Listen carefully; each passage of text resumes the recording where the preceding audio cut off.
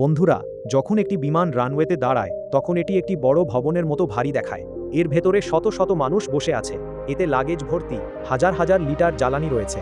তবুও কয়েক মিনিট পর একই প্লেন মাটি ছেড়ে আকাশে উড়তে শুরু করে। কিন্তু কখনো কি ভেবে দেখেছেন এত ভারী বিমান কিভাবে বাতাসে উড়ে? কেন এটা নিচে পড়ে না? এর দানা পাখির মতো ঝাপটায় না, তবুও মেঘের ওপর ঘন্টার পর ঘন্টা উড়ে বেড়ায় কিভাবে? পাইলট কিভাবে এটিকে বাম ডানে ঘুরিয়ে দেয়? এত দ্রুত গতিতে সে কিভাবে পথ জানে? এবং কেন প্রতিটি বড় প্লেনে দুইজন পাইলট থাকে?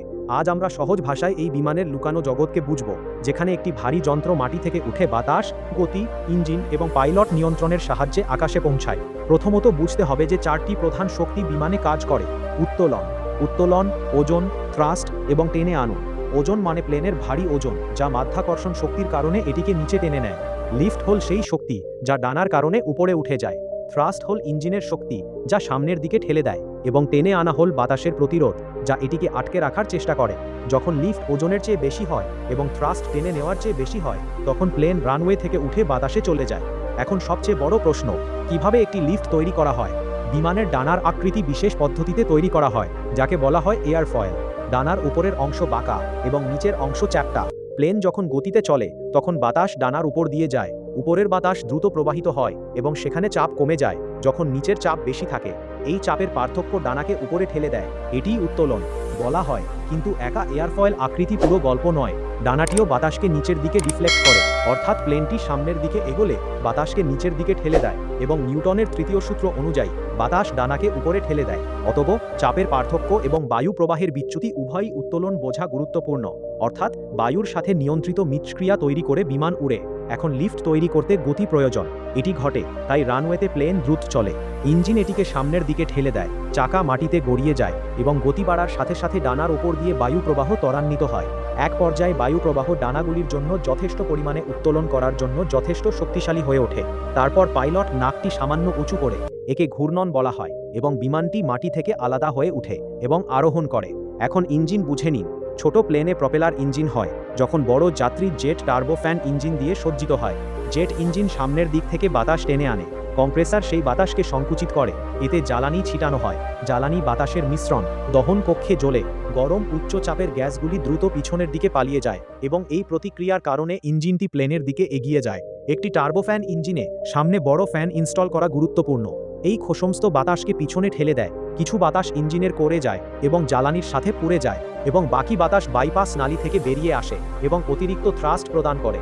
এই কারণেই টেক অফের সময় শব্দটি এত শক্তিশালী বলে মনে হয়। এখন বিমানটি একবার বাতাসে উঠলে ইঞ্জিন কি এটিকে উঁচু করে রাখে? না, ইঞ্জিন প্রধান সমতলকে সামনের দিকে এগিয়ে নিয়ে যায়, এবং সেই অগ্রগতির গতি পাখার উপর বায়ু প্রবাহ সৃষ্টি করে, লিফট প্রদান করে।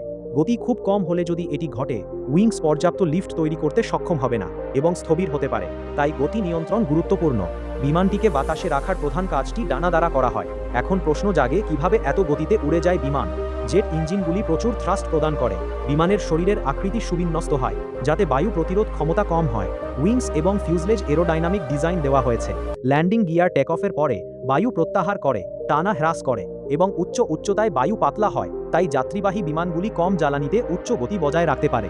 এখন এটাও বুঝুন পাইলট কিভাবে বিমান নিয়ন্ত্রণ করে। বিমানের গাড়ির স্টিয়ারিং সিস্টেম থাকে না, পরিবর্তে তাদের প্যাডেল এবং থ্রোটল লিভার সহ একটি জোয়াল বা সাইড স্টিক থাকে। পাইলট জোয়ালটি ফিরিয়ে আনলে এটি লেজে প্রয়োগ করা হয়, লিফট চলে যায়, যার ফলে নাক উপরে যায়। জোয়ালটি সামনের দিকে ঠেলে নাক নিচে চলে যায়, মানে প্লেনটি আরোহণ বা নেমে আসে। ডানাগুলিতে ইনস্টল করা আয়রনগুলি বাম এবং ডান দিকে মোড় নেওয়ার জন্য কাজ করে। পাইলট জোয়ালটিকে বাম দিকে ঘুরিয়ে দিলে এক উইংয়ের আইলর উপরে যায় এবং অন্য উইংয়ের আইলর নিচে চলে যায়। এই কারণে এক উইংয়ের লিফট কম এবং অন্য উইংয়ের লিফট বেশি। প্লেনটি এক পাশে হেলে যায় এবং তারপরে দিকে ঘুরতে থাকে। রুডার এই পালা মসৃণ রাখতে সাহায্য করে। এখন রডার কি করে? সমতলের লেজে উল্লম্ব পাখনা সহ একটি রুডার ইনস্টল করা হয়।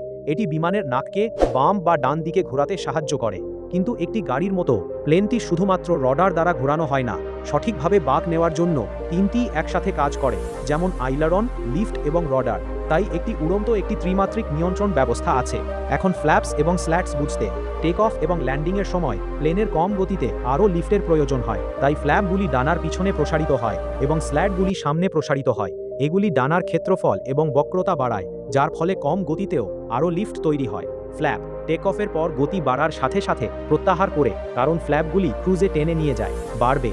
অবতরণের সময় গল্পটি উল্টে যায়, প্লেনটিকে ধীরে ধীরে নামতে হয়, তবে লিফট বজায় রাখতে হয়, তাই ফ্ল্যাপগুলি আবার বেরিয়ে আসে। ল্যান্ডিং গিয়ার কম হয়, গতি সাবধানে কমে যায় এবং পাইলট রানওয়ে সারিবদ্ধতা বজায় রাখে।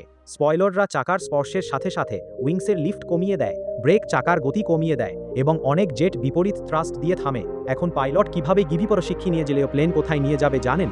এর জন্য ককপিটে সাহায্য করে যন্ত্র, নেভিগেশন সিস্টেম এবং এয়ার ট্রাফিক কন্ট্রোল। উচ্চতা, গতি, শিরোনাম, উল্লম্ব গতি, ইঞ্জিন ডেটা, জ্বালানি, আবহাওয়ার রাডার এবং রুট পাইলটের সামনে স্ক্রিনে উপস্থিত হয়। GPS, inertial navigation system, radio navigation এবং ফ্লাইট ম্যানেজমেন্ট কম্পিউটার প্লেনের অবস্থান গণনা করে, অর্থাৎ পাইলট অনুমান দ্বারা নয় কিন্তু সুনির্দিষ্ট তথ্যের ভিত্তিতে বিমানকে গাইড করে। এয়ার ট্রাফিক কন্ট্রোলও গুরুত্বপূর্ণ, কারণ আকাশ একটি খালি রাস্তা নয়, বিভিন্ন উচ্চতা এবং রুটে অনেক বিমান উড়ছে। এটিসি পাইলটকে বলে যে কোনো রানওয়ে থেকে টেক অফ করতে হবে, কোন উচ্চতায় উঠতে হবে, কোন পথ অনুসরণ করতে হবে, কখন বাঁক নিতে হবে এবং কখন অবতরণের জন্য নামতে হবে। অর্থাৎ পাইলট বিমান নিয়ন্ত্রণ করেন, কিন্তু এটিসি ট্রাফিক সংগঠিত একটি ভূমিকা পালন করে। এখন অটো পাইলট নিয়েও বিভ্রান্তি রয়েছে। অনেকে মনে করেন অটো পাইলট মানে পাইলট বিশ্রাম নিচ্ছেন, কিন্তু বাস্তবে অটো পাইলট হলো একটি উন্নত নিয়ন্ত্রণ ব্যবস্থা যা পাইলট দ্বারা নির্ধারিত উচ্চতা, গতি, হেডিং এবং রুট বজায় রাখে। এটি দীর্ঘ ফ্লাইটে কাজের চাপ কমিয়ে দেয় এবং বিমানটিকে সুনির্দিষ্টভাবে উড়তে দেয়। কিন্তু টেক অফ, ল্যান্ডিং, ইমার্জেন্সি সিদ্ধান্ত এবং সার্বিক দায়িত্ব পাইলটের উপরই থাকে। এখন প্রশ্ন উঠেছে, বিমানে দুইজন পাইলট কেন? এর কারণ নিরাপত্তা, কাজের চাপ ভাগাভাগি এবং সিদ্ধান্ত গ্রহণ। একজন পাইলট ফ্লাইং কন্ট্রোল পরিচালনা করতে পারে, যখন অন্যজন যোগাযোগ, যন্ত্র, চেকলিস্ট এবং নেভিগেশন নিরীক্ষণ করতে পারে। একজন পাইলট অসুস্থ হয়ে পড়লে বা ভুল করলে অন্য পাইলট অবিলম্বে দায়িত্ব নিতে পারে।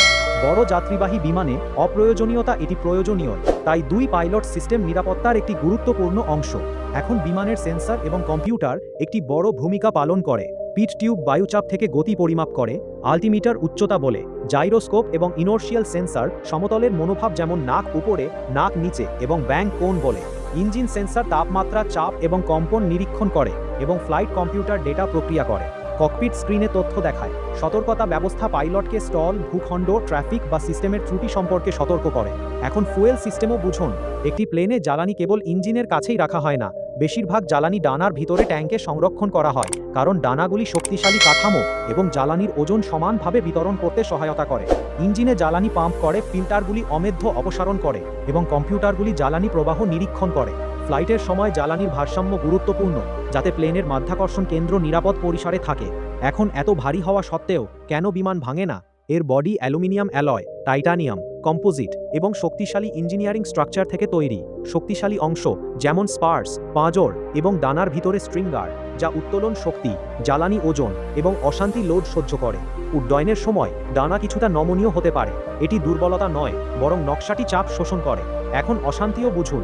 আকাশের বাতাস সবসময় মসৃণ থাকে না, কোথাও উষ্ণ বাতাস উঠে, কোথাও ঠান্ডা বাতাস নেমে আসে, কোথাও জেট স্রোত দ্রুত প্রবাহিত হয় এবং কোথাও ঝড় বাতাসকে বিরক্ত করে।